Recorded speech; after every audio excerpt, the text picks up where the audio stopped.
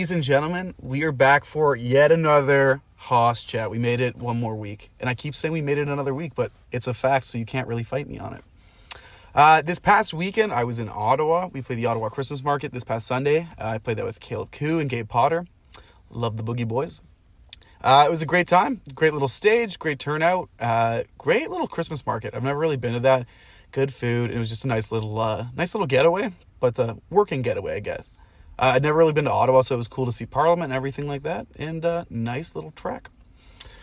This week, December 15th on Friday, we have the Food Bank of Waterloo Region Country Christmas Charity Show at Rim Park. I hope to see you there. It's like a pay what you can kind of donation style.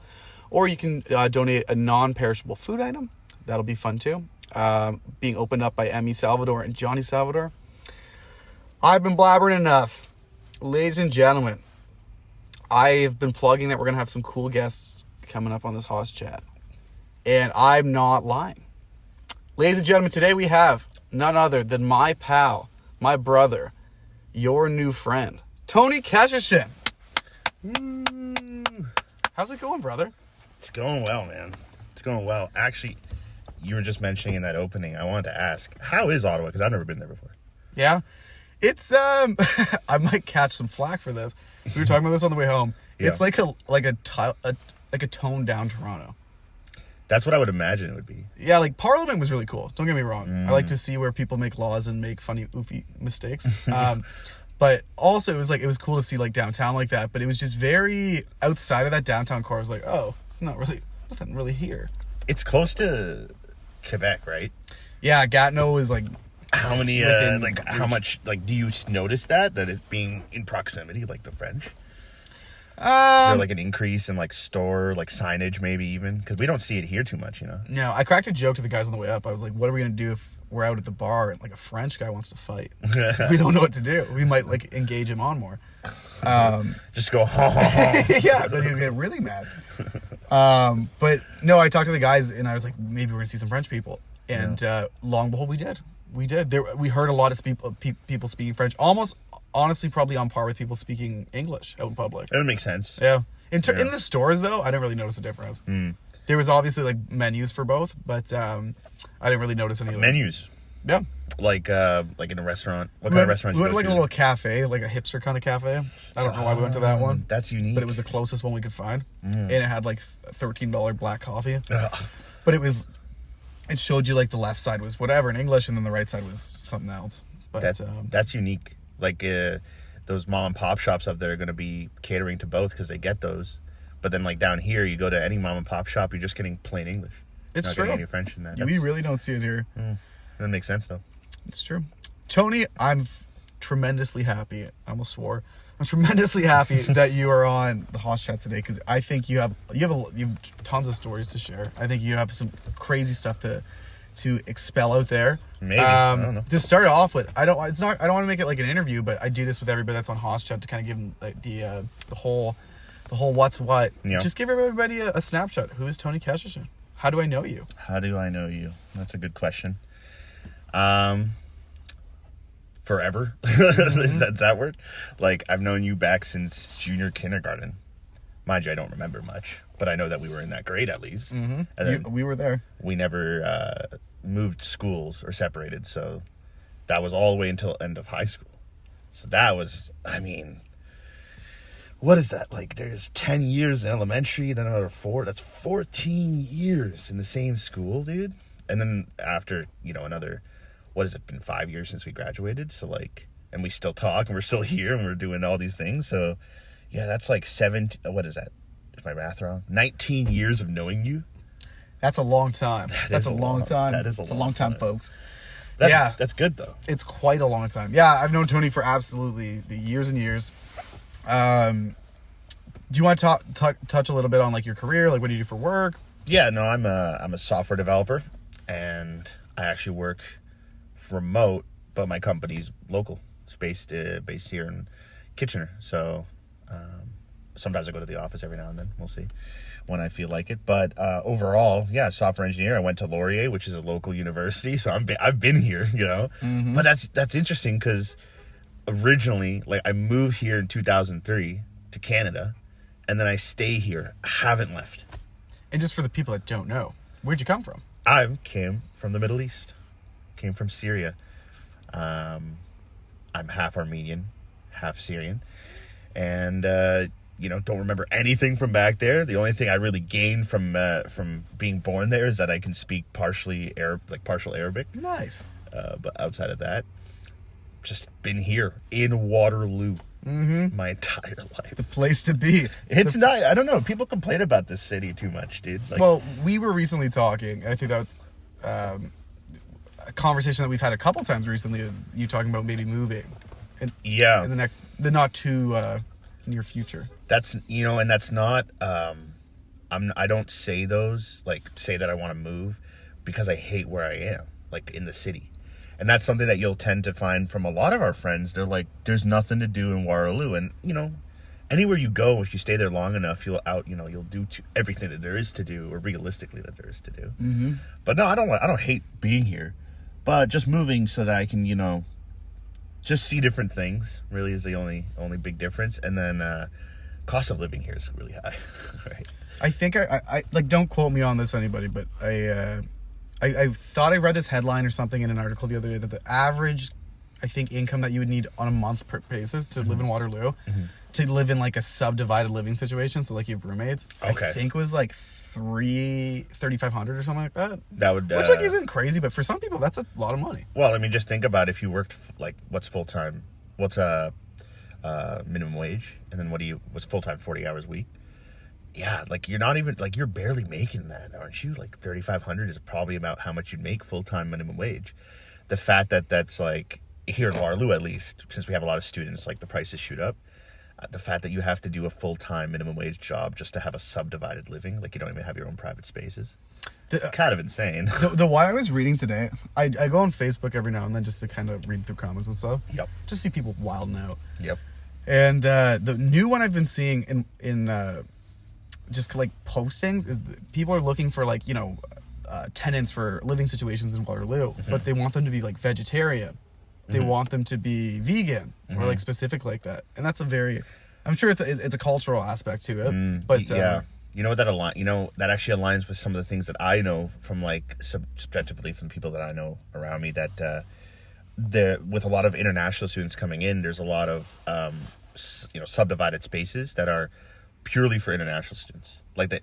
You'll have Indian students who are only going to lease out the room in their apartment to another Indian student, and then that there's that kind of separation. Then you're saying that you have people who want people who are vegetarian, who want people who are a specific type of thing. That's very unique. I've never heard that specifically, but I have heard of people separating. Yeah.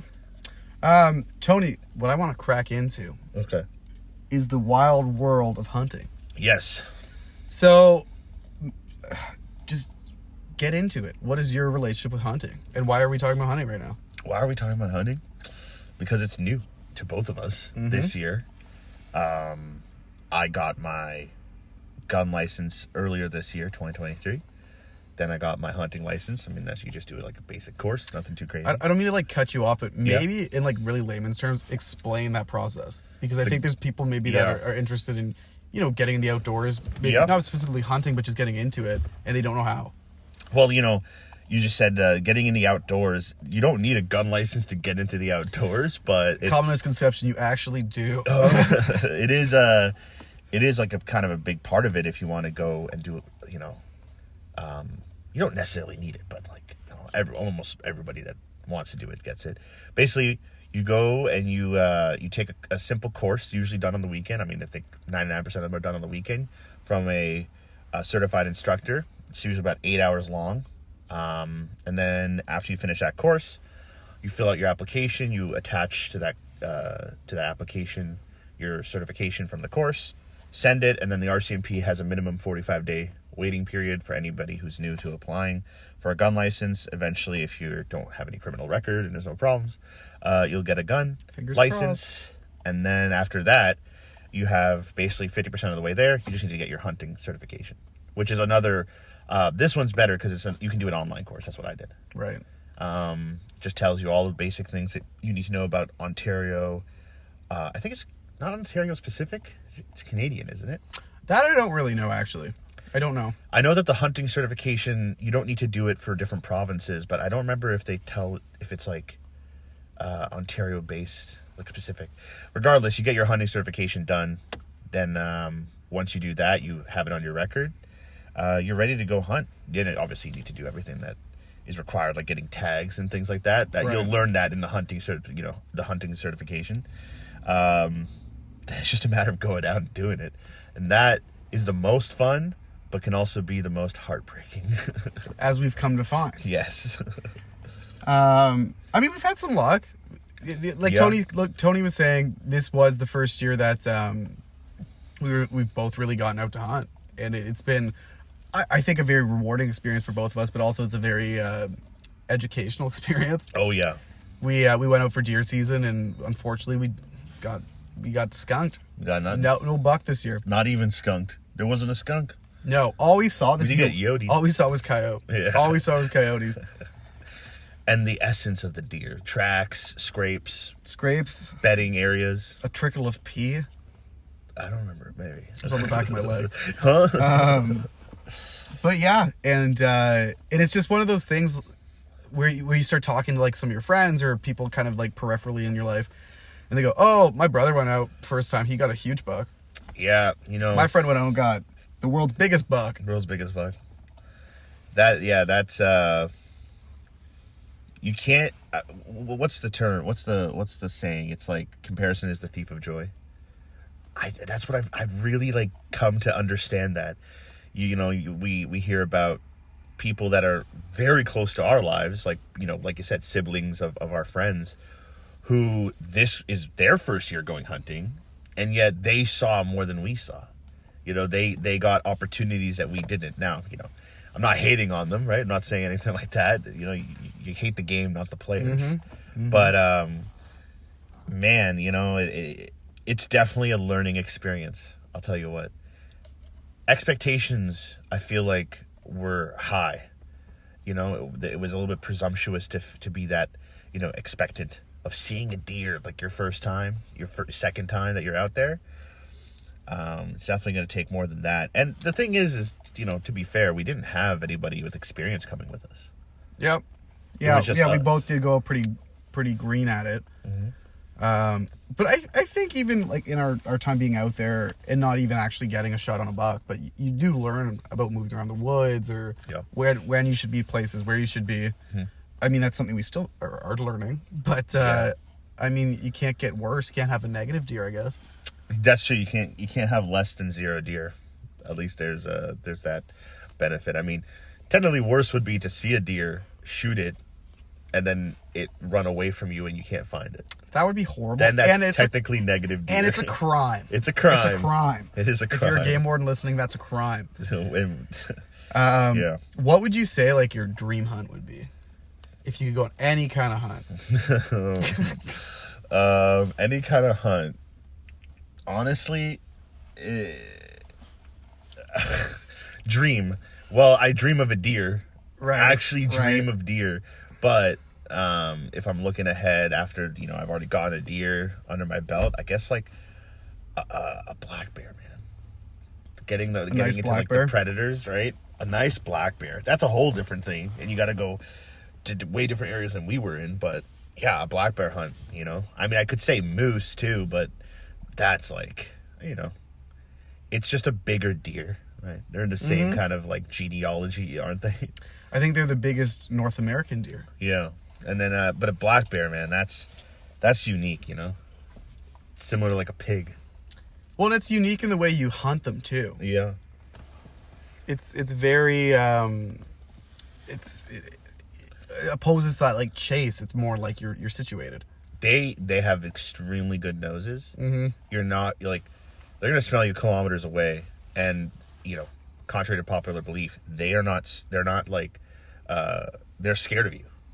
So they're going to leave. They're not going to come to you. I've been out in the woods my entire life, and I've maybe seen 3 bears, and it was all in the same spot. All in one sighting. There you go. And it was kind of near a municipal dump that I was near. but I've never seen them, and I've hiked in like prime municipal bear dump, country. eh? Yeah. So that's probably what, honestly, Oh, yeah. that's probably the reason why they didn't smell you, because they were smelling the dump. Oh, they didn't care. There was like a dump attendant that was like walking through, and these like 300, 400 pound black bears, like these big end Ontario black bears, because they're just gorging all day. They look like little grizzlies. Yep. They just kind of meander around and fill up. Yeah. Then that's the thing, right?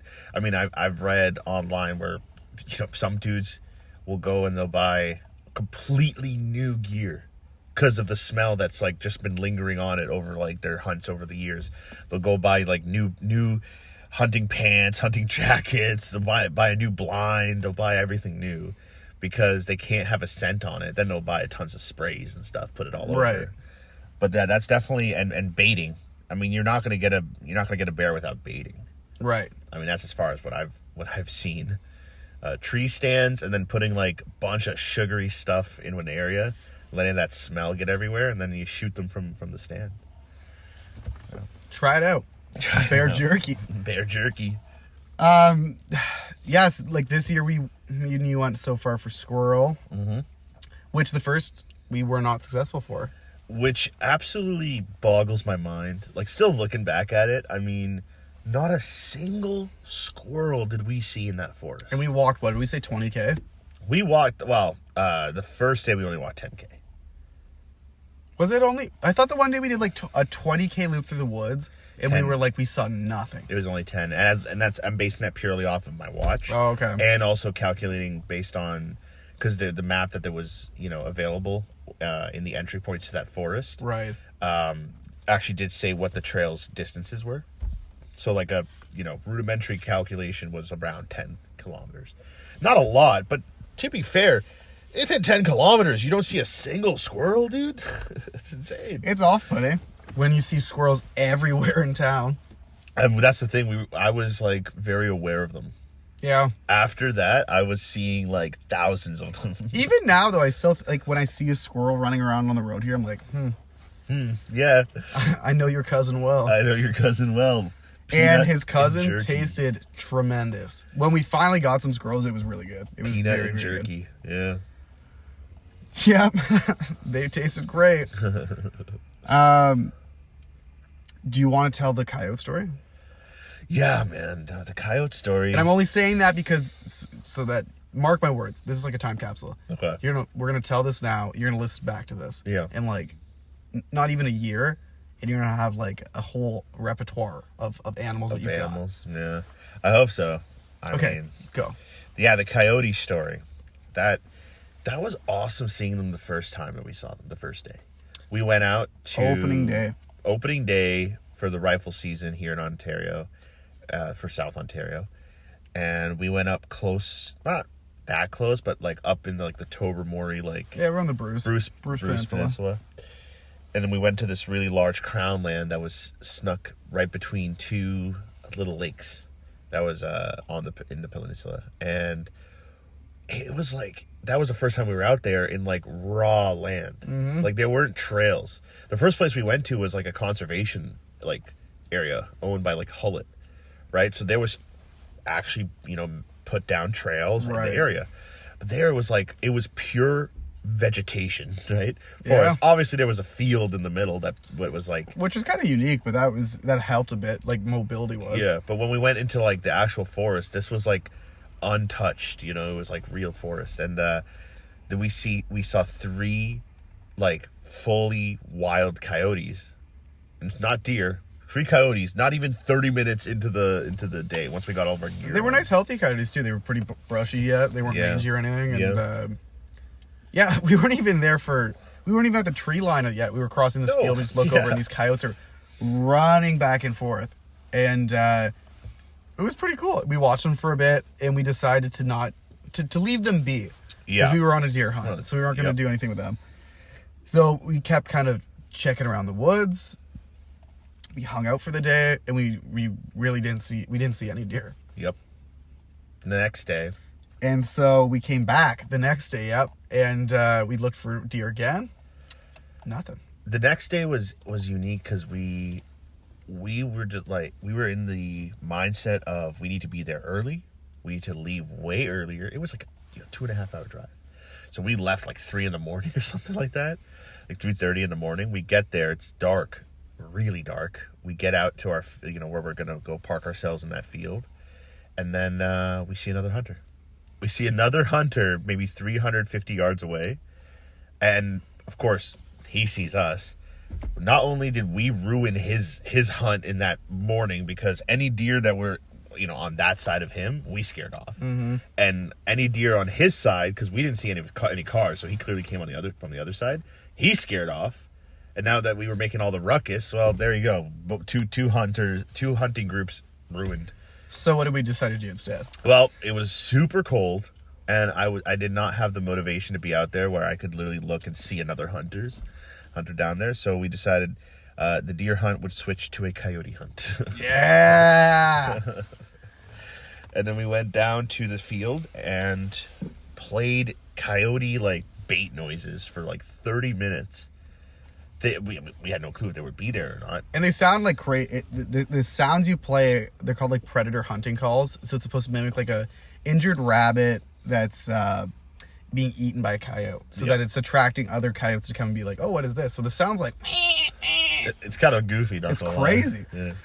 And we were getting kind of weary. We were like, nothing's happening here. And then all of a sudden, a big old coyote walked out of the woods into the field. Yep.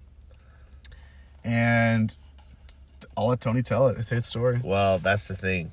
30 minutes later of just standing on the side of the field, and then a coyote comes out. That's where it got we saw that yote was in the same spot we saw it the day before, but the difference was now we were in the mindset of taking that yote.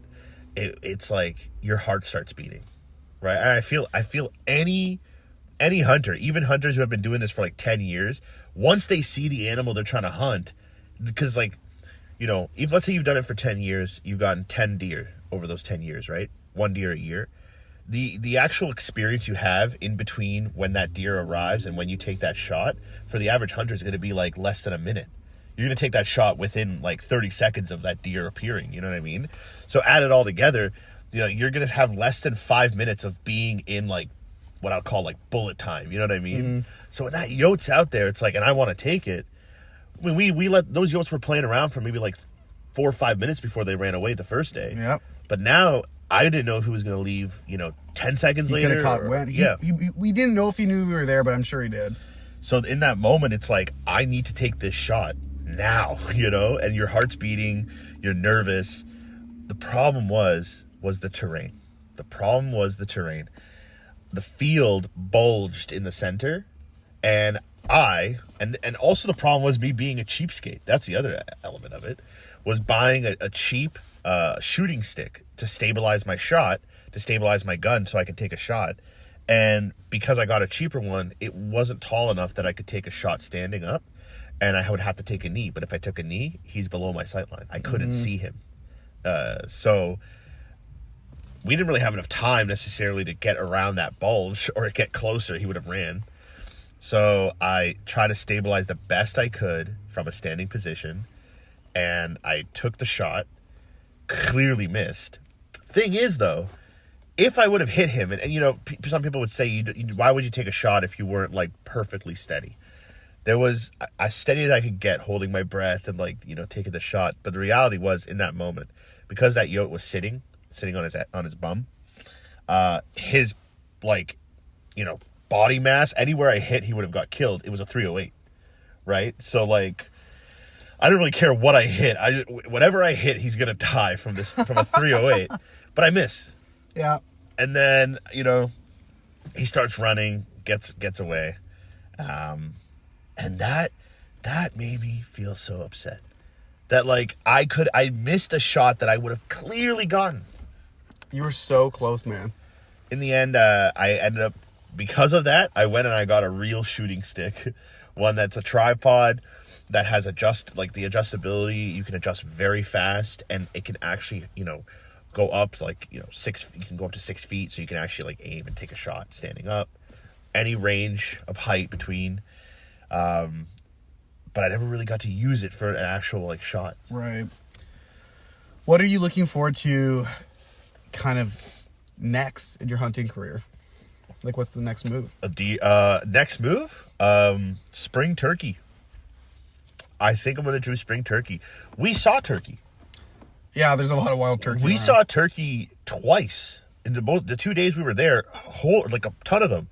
And if I had a shotgun and I had a tag, I could have taken a turkey there. You know what I mean? Mm-hmm. I don't know if I'll drive up back there to do turkey, but like a turkey hunt sounds fun. It's bird, tasty, and it's the earliest thing I can do until next deer season. So that's what I'm thinking next.